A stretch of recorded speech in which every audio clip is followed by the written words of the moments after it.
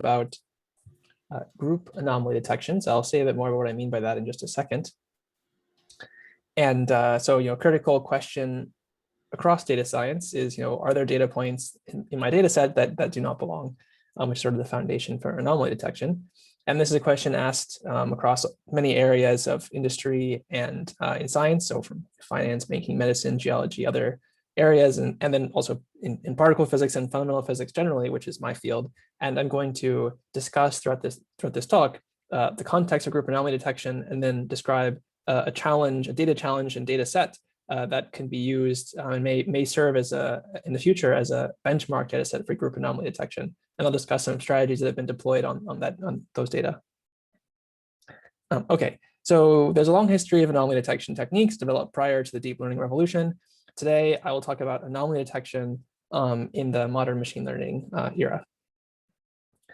Okay, but I don't want to talk about all kinds of anomaly detection. So I want to take a step back and think about what kinds of anomalies I'm going to discuss today. And in particular, the title of the talk had the word group anomaly detection. So I'm going to tell you what I mean by that now. So there are a lot of applications in machine learning for what sometimes are called point anomalies. So basically, each instance is anomalous. If I handed you the example, you would look at it and say, or an expert could look at it and say, this is anomalous. In many applications, and my primary interest are ones where no particular instance is anomalous, and it's only in context that you can tell that it's weird. And so these are called group anomalies, and basically they manifest as overdensities, and as opposed to being, sort of off manifold, which are point anomalies. Okay, so a complete group anomaly detection technique needs, therefore, to not only be sensitive to anomalies, but also has to be able to provide context, because it's not good enough just to say, here's a population of weird events, or weird examples, if you can't tell from context that they're weird. So you have to know something about the nearby not weird data. In the language of particle physics, which I'm going to use as my example later, we need not only to be sensitive to new signals, to new particles, new forces of nature, but also be able to calibrate and understand the known physics. So I'll say a bit more about that in a bit. Now, group anomaly detections themselves also have subclasses, and the class I'm going to focus on now, which is a pretty big class inside group anomaly detection, are what I'm going to call resonant group anomalies. And so these anomalies are the kind where we know ahead of time that the anomaly, if it exists, is localized somewhere in our feature space. We don't have to know where it is, because often we're going to scan over that one feature. So imagine there's a feature or features that's called mres here. And this is the y-axis here is something like the probability density. And you can imagine that the sort of normal stuff or the noise has some kind of smooth shape, and there's some localized feature somewhere. And then the context is provided by the surrounding data. And then we can use whatever other features are available to us to do some machine learning. Now here it's shown in one dimension, but in reality, this might be many dimensional. So 10, 100,000, or even more dimensions. Okay, so that's the setup. Now there are many possibilities to do this, to do the learning, to be unsupervised, weakly supervised, semi-supervised, and I'll say a bit more about each of those phrases in a little bit. Okay, so let me say a bit more about this mathematically. So this picture on the left is the same as the one I showed before. So these are kind of the setup for what I'm going to describe, the kinds of anomalies I'm interested in. So first of all, the first one is rarity. So we need the anomaly to be rare. If it wasn't rare, then it wouldn't be very anomalous. And then the second condition, overlap, is something about the fact that it's a group anomaly. It's a group anomaly. So the likelihood ratio between the anomalous examples and the normal examples is nowhere 0 or infinity, which is to say that you can't tell from a single example that it's anomalous. So if there are regions of the feature space where this were 0 or infinity, then there would be regions where they were definitely one or definitely the other. Actually, in fact, here we have a condition where we actually let it be 0 but not infinity. So 0 is fine. So you can have regions where there's definitely no anomalies, but we don't want to have regions where there's only anomalies. And then the resonance condition, which is sort of on top of the group anomaly setting, is that the resonance has only finite support. So basically the anomalies only exist in some part of the phase space and not elsewhere. So imagine there's some M0, which we don't know ahead of time, but there's some M0 in delta such that basically outside of a delta ball centered at M0, there are no anomalies. So you can find regions where there's no anomalies, but there are no regions that have only anomalies. And then an important condition is this one we call smoothness, where basically the normal stuff varies slowly with whatever your resonant feature is. This one I'm calling M, so that you can predict the something about the normal stuff from context. So basically, outside of the ball, so this ball is where the anomalies might exist. Outside the ball, you can predict the density inside the ball. For the examples I'm going to show, M is going to be one-dimensional, so it's just an interval. But in principle, it could be higher dimensional. And there are definitely examples where that's the case. Okay, so this is the overall setting. And there are many examples of this kind of setup. For example, many time domain anomalies are resonant group anomalies because there's like time is the resonant feature. You don't know when the anomaly is going to happen, but it'll happen at some point. And typically, there's many anomalies that are like they happen at a single point in time. And so that's like why it's very localized in time. And you can sort of predict the normal stuff from side bands in time. Okay. One challenge with group anomaly detection and resonant group anomaly detection in particular is that there aren't really standard data sets for studying such anomalies. There are a variety of anomaly data sets that exist, and many standard machine learning data sets that have been repurposed to do anomaly detection. Like you can, of course, run anomaly detection on MNIST, but there aren't really very many curated data sets for group anomaly detection. And so now I want to tell you a little bit about this data set that we have developed and sort of prototyped in a data challenge that happened over the last year in the context of particle physics. So this data set is called the LHC Olympics, and the website is at the top, and I'll flash it again at the end of the talk. And we actually just recently put out a paper documenting the data set and the challenge and methods that were applied in the challenge. And so there's the archive links at the top, 2101-088320. And I'll also flash that at the end of the talk as well. So now let me tell you a bit more about this data set and why I think it could be useful for group anomaly detection. Okay, so just super briefly, last time I spoke more about the physics and about machine learning fundamental physics.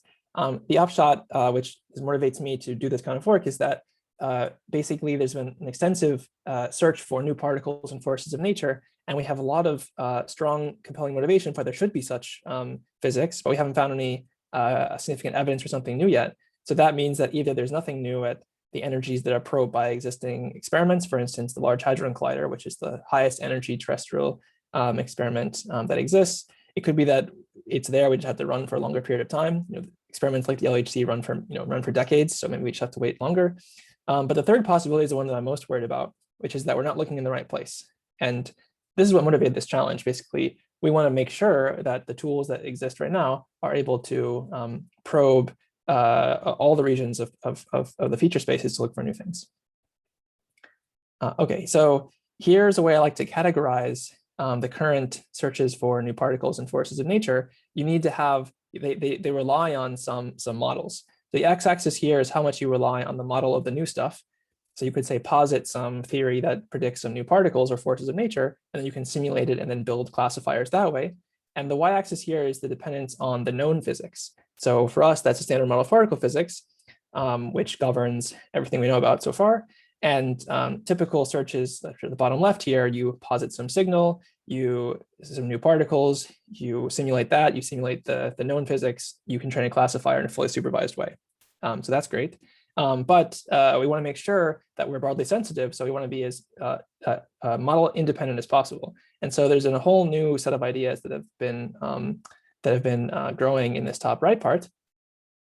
And some of them will look familiar, like autoencoders are pretty standard tools for anomaly detection, but there are a variety of other acronyms here that are kind of crazy. And I'll explain a bit more about some of these later.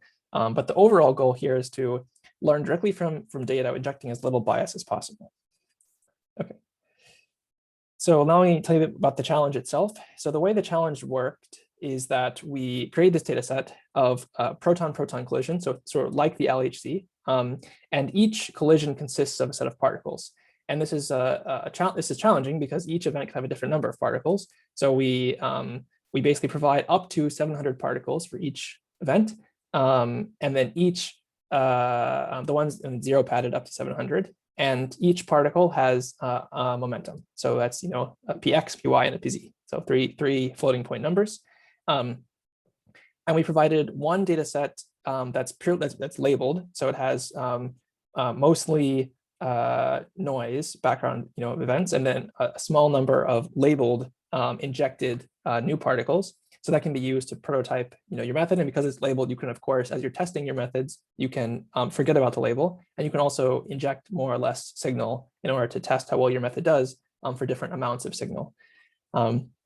We then created 3 black boxes, which have the same format as the R&D dataset, but they're unlabeled. So we don't say which collision events are background and which collision events are signal.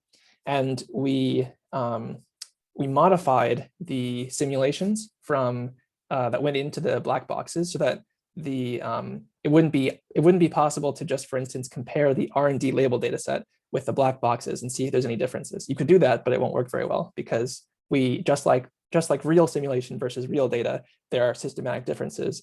And so it's really essential to learn directly from the data. Okay, all of the data sets themselves are on Zenodo, and they're linked from our website, which I once again will flash at the end.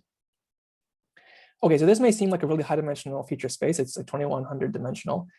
So to complement this high-dimensional data set, we also provide a reduced data set where it's for every data point, of which there's about 1 million for each of these data sets. We also provide a reduced data set, which has only about 10 dimensions per event. And those 10 dimensions are constructed from the 2100 using physically motivated features. So that data set is more biased because it uses our physics prior to due to dimensionality reduction. However, there are a variety of approaches that don't work well in 2100 dimensions, but might work better in, say, a few to 10 dimensions. Okay, so that's the data set. And let me just show you kind of what it looks like. So here's a histogram from the data set. So the x-axis here is a calculation of the invariant mass of jets formed from the particles by running some clustering algorithm. And that was a lot of jargon. Basically the construction of this resonant feature, which is known to us ahead of time, is we provide Jupyter notebooks that basically compute this feature. So all the 2100 observables are features. This one is we tell you what this one is because we know what it should be. And it has this sort of smooth feature. The blue is just the normal stuff. It's just smooth and falling. And then the R&D data set signal, the one we injected, that we provide, it's labeled. It has a value about 3500. And you can see it's sort of localized somewhere, and you could construct sort of a region near where the anomaly is, and then away from the anomaly you could use to, for instance, do a parametric fit. And if you do a parametric fit, you could then compute things like p-values. So you can ask how significant would this bump be on top of this smooth background? And obviously that depends on how many anomalous events you inject into the data stream. And so I think we provided something like 100,000 total anomaly events out of 1 million. And of course, you can scale that down to check how well the procedure works as you reduce the number of anomalous events. Okay. So I think that's all I wanted to say about what the data set looks like. Now I will talk a bit about the solutions that were deployed on the data set. So this is actually shows an index from the paper I mentioned earlier. And so I'm not going to cover everything here, but I will go over some of the general strategies that were used. I don't have time to cover everything in detail, but the paper itself is pretty long, but there are each section is pretty short. So we asked each participant in the challenge to write only a few pages. And so if you want to learn something about each of the different approaches, you can just click on the sections in the paper and then read the short description. In many cases, there are dedicated papers that have longer explanations. And then I should say one more thing, which is that there are a variety of different ways people participated in this challenge. So as I mentioned, we have this R&D data set, and then we have 3 black boxes. And there were some people who participated in the R&D data set, but did not participate in the black boxes. And we still included them in the write-up, because of course it's still useful to develop methods, even though they're sort of prototyping them on cases where they know the right answer. Now, there were 2 kinds of ways people participated in the black boxes. One way is that there are some people who submitted their results before they knew the right answer, and were brave enough to. We had a workshop where we unveiled the answer, and they were brave enough to state their result before they knew the right answer. So those are the ones that are called blinded. That's this one called I here. And then there were some people who after the results were unblinded, after we told everyone the answer, they modified their results to make it a bit better. And we actually released the results from the black box 1 in a workshop in January of last year, and then the black box 2 was released in a workshop in July. So there were some people who in between January and July modified their method by learning about how things worked on the first black box, and then were geared up for the second and third black boxes. Okay. So now let me say a bit more about this supervision, which is I think, the essential distinguishing feature. So you see there's this method type here, and there's sort of three labels. One is unsupervised, weakly supervised, and semi-supervised. I think no one really did fully supervised because we don't have labels, right? The actual data that we provided in the black boxes, we don't give labels, and so it's not possible to do fully supervised learning. And so the less than supervised approaches, they sort of have these 3 different monikers. So unsupervised means there's a method that uses no labels. Weakly supervised means that there are noisy labels, and semi-supervised means that there are partial labels. So as I mentioned, there are no labels at all in the data set, but there are tricks one could use to get either partial or noisy labels in order to do something that's between unsupervised and fully supervised. Now, these categories are not exact and the boundaries are not rigid, so not everyone agrees on, for instance, weakly supervised versus semi-supervised. I think there's not 100% consensus on this division, but I think for the purposes of this talk, I think this is the division I'm gonna use. Okay. So first, let me talk about unsupervised methods. So here there's no labels and there's no attempt to even use labels. And so typically the goal of these approaches is to look for events, or look for, in this case, events, but in general examples, with a low probability density under the background hypothesis. So, one strategy, and so basically they all try to learn implicit or an explicit density of the known stuff, the noise. And so one possibility that is an implicit way of learning the density is to use an autoencoder. So for example, if you have your data, this is like, say, one event, and you do some kind of compression and then decompression, and then you could use as your training loss the difference between the original example and the compressed and uncompressed one.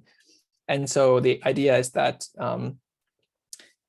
if you have examples that are very common, they should, with very high fidelity, be reconstructed properly, because this bottleneck layer will be used to really use all the information for these high probability examples. And if you have a low probability example, it should be reconstructed poorly, as there's no sense in putting capacity into reconstructing them properly. And so this is just that was a vanilla autoencoder, but there are a variety of different variations. So variation autoencoders and other approaches.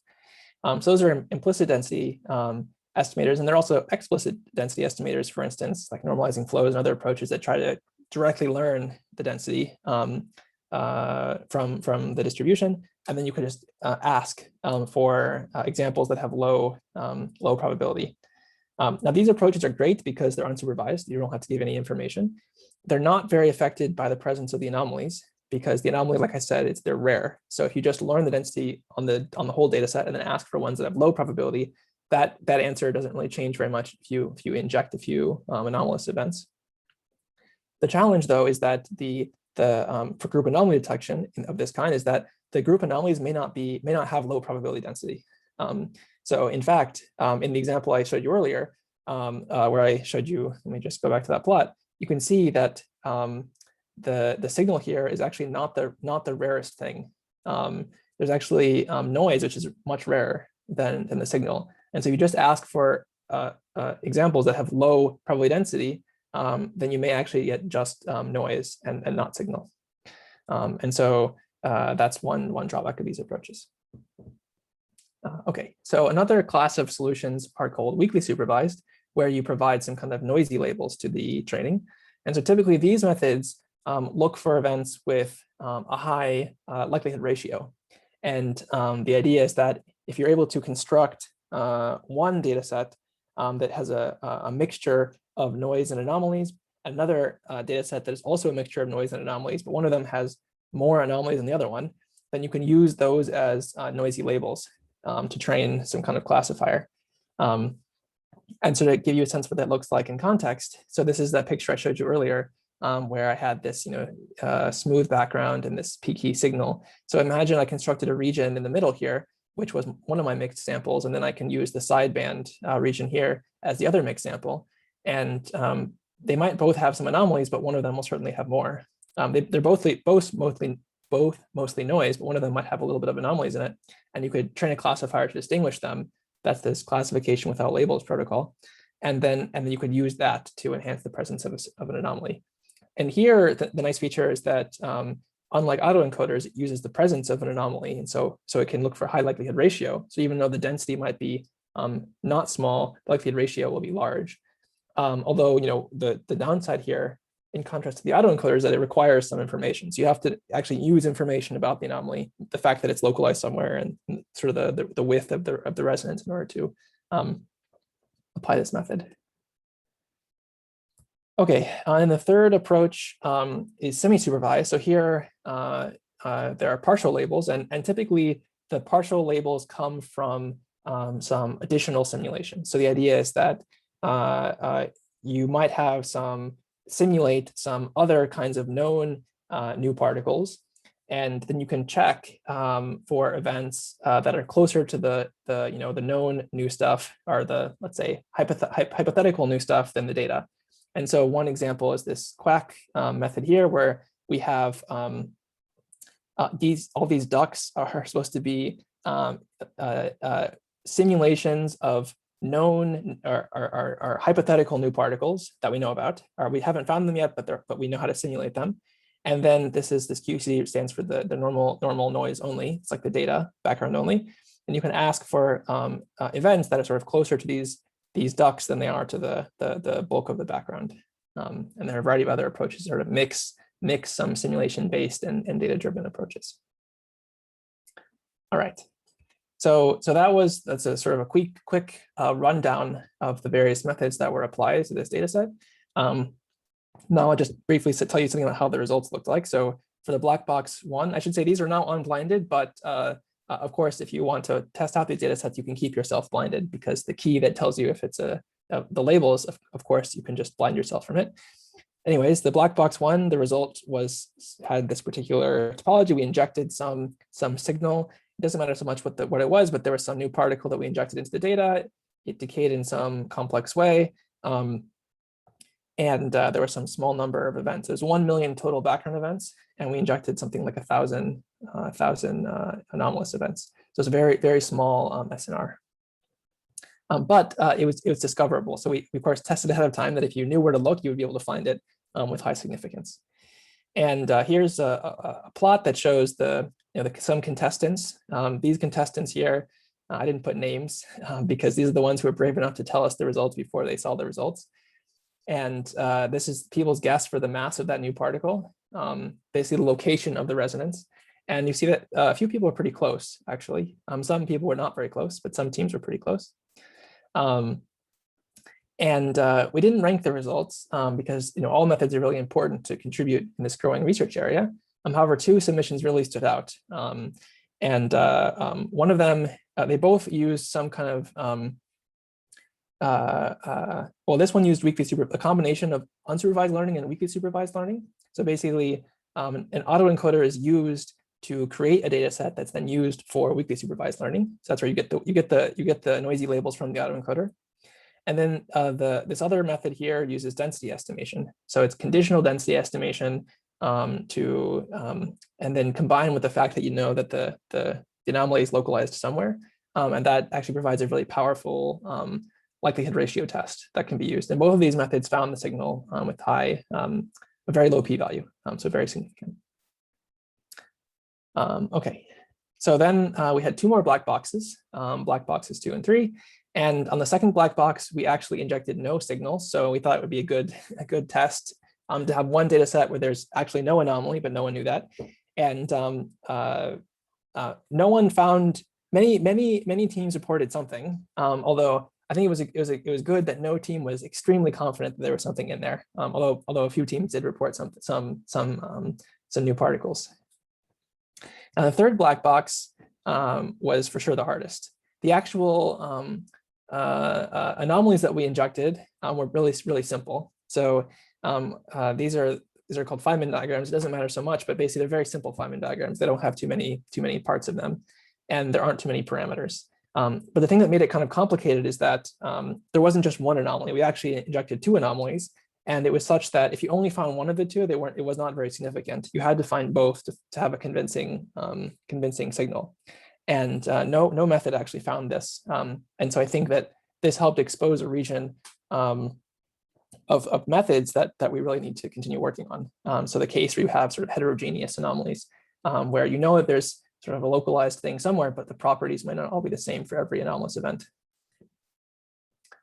Okay, so that's a summary of the challenge. And now I just want to say a few words about future work, where this kind of research line is going, and about challenges for the future. Not data challenges, but challenges with these kind of methods. Okay, so one challenge is with resonant anomaly detection is there's an interplay between being sensitive to anomalies and being able to estimate the context. So in particular, imagine you train a classifier to try to find one of these resonant anomalies. One thing that's pretty important is that you don't want it to sculpt the distribution of the resonant feature. So imagine I have like a plot on the top right. This is another example. It's kind of like the one I showed you before, but the value is a bit different. So the noise is this kind of smooth falling distribution, and the signal is this peak distribution here. They're normalized, so obviously there's a lot of anomaly here, but you can just scale it down in your mind. And the point is that, and now imagine there's a bunch of other features that are used to train my less than supervised classifier. If I train that classifier to find my anomaly, it could be that it just indirectly learns the mass feature. And that could be bad, because if you then say, take the most anomalous events, it may sculpt a bump. So this bottom right plot, actually these are all classifiers of various kinds, where we've just asked for the most anomalous events, and there's no anomalies injected into these data. And so you can see there's a bump that forms, even though there's actually no anomaly there. And that's just because if you're not careful, then basically you can just sculpt a bump even if there is no bump to be found. And so that's a real challenge that basically makes you can have a very, very high false positive rate. And so it's essential to create methods that are sort of robust to this.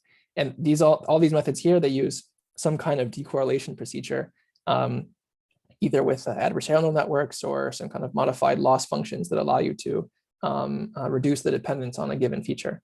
And there's actually kind of an interesting connection to the idea of fairness, which I'm happy to talk about if anyone's interested, where you could imagine if you train a classifier that you want to, for instance, select applicants of a certain kind, but you don't want it to for instance, know about their age or sex or gender or any other attributes about them of a certain kind, then that's kind of a similar kind of thing here, where we don't want it to learn about this particular feature. So that's one challenge. Another challenge, which I'll maybe just briefly mention, is that a lot of the existing methods don't scale well to high dimensions. So there's two winning solutions that I talked about earlier. They didn't use the 2100 dimensional data set. They used only the lower 10 dimensional data set.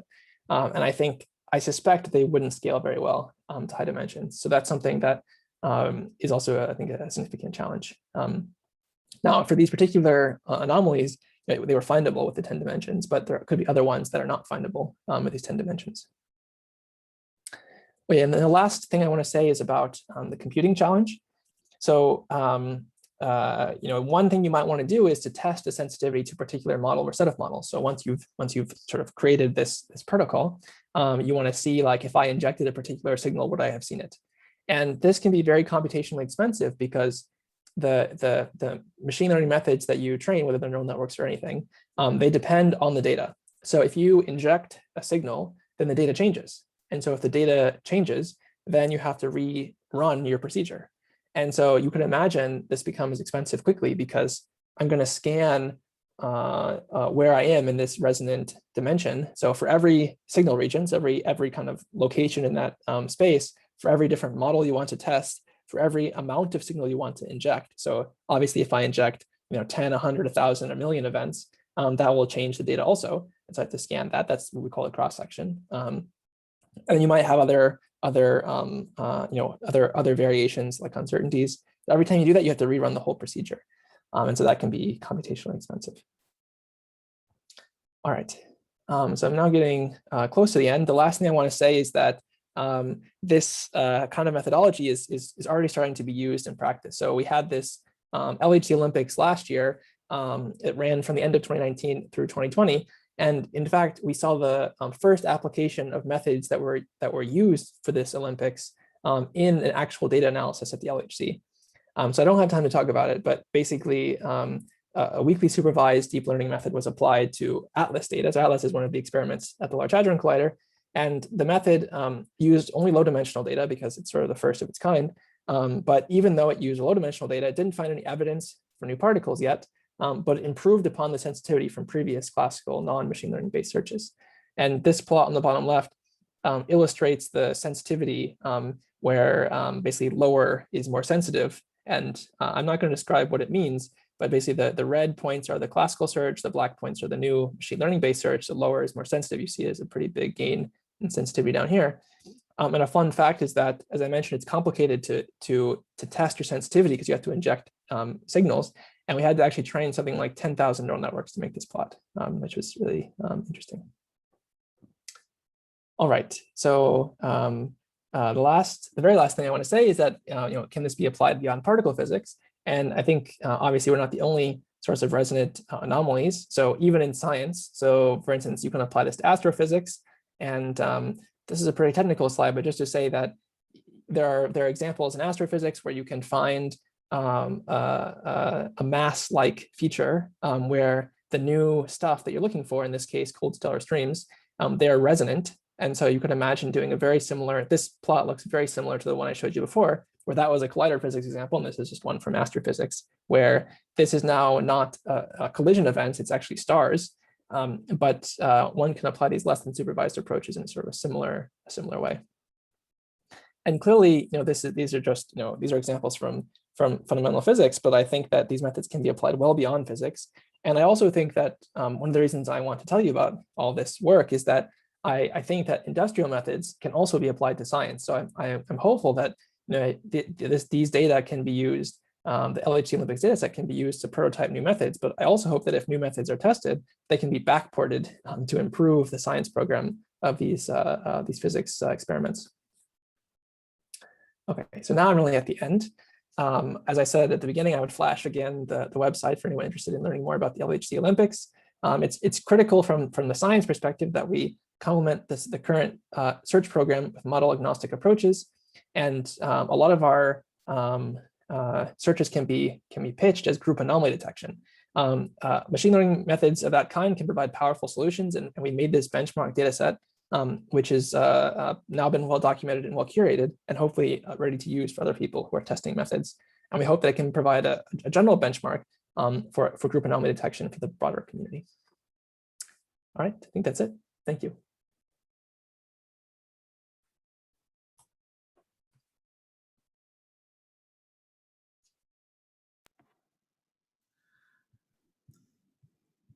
Great. Right, so let's go to the Q&A. Just quick remind, when you post the questions, make sure select to everyone, so all of us can see the messages. And if you prefer to speak, to ask questions, you feel free to raise your hand. You can unmute yourself to speak. I see we have a couple questions in the Q&A. Yeah, I see one about, is noise the same as anomalies? Can you differentiate them, please? Yeah, that's a good question. So Yes, well, in two ways. So one is that the anomalies are, let me go to my picture here. So there, or maybe I'll go to my schematic picture. So the anomalies are localized somewhere. And so in this one dimension, the one we know about ahead of time, the resonant dimension, the anomalies are very different than the noise. And then in the other dimensions that you can use for machine learning, they may or may not be different. Depending on that just depends on the problem. But the point is that they're not there's no region of the feature space where the likelihood ratio is infinity.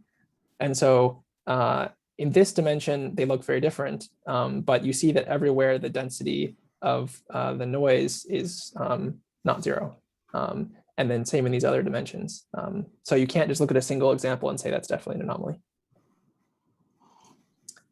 It's another question. Ever heard of fast subset scan method to detect biases in some data sets? I have not, but I'd be happy to follow up offline.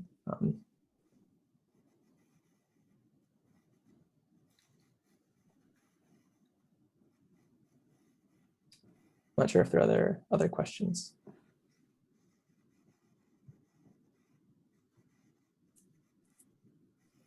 Yeah, if you have questions, please post to the chat. And also, again, if you prefer the speaker to ask questions, just raise a hand and then speak. Yeah, there's a question. Can you give some examples of applications of each category?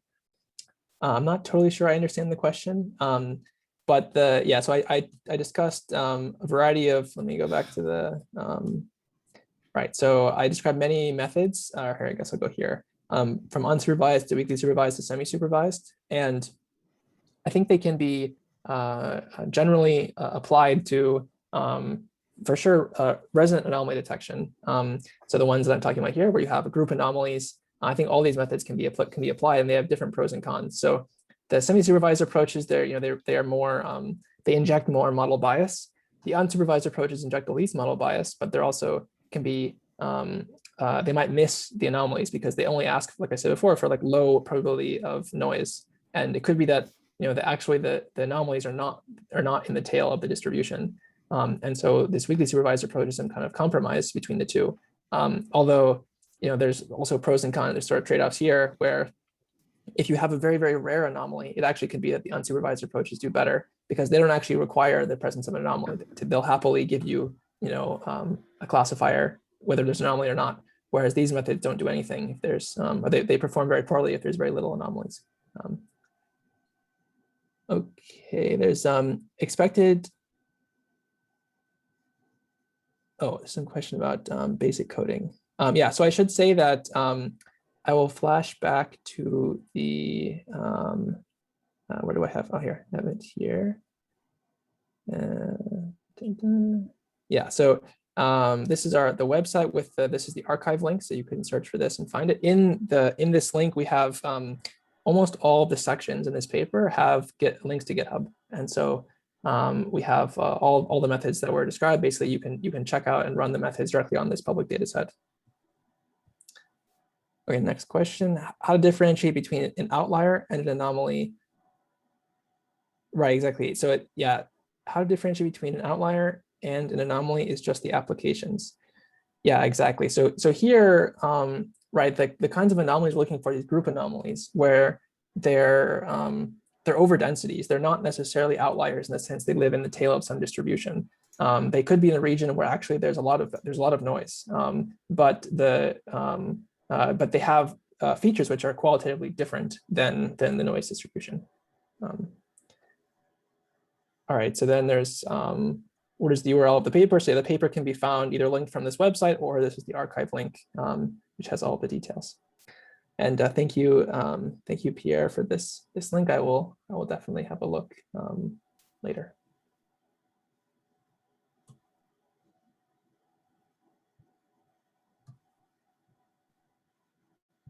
I think that's the end of all the ones I see in the chat.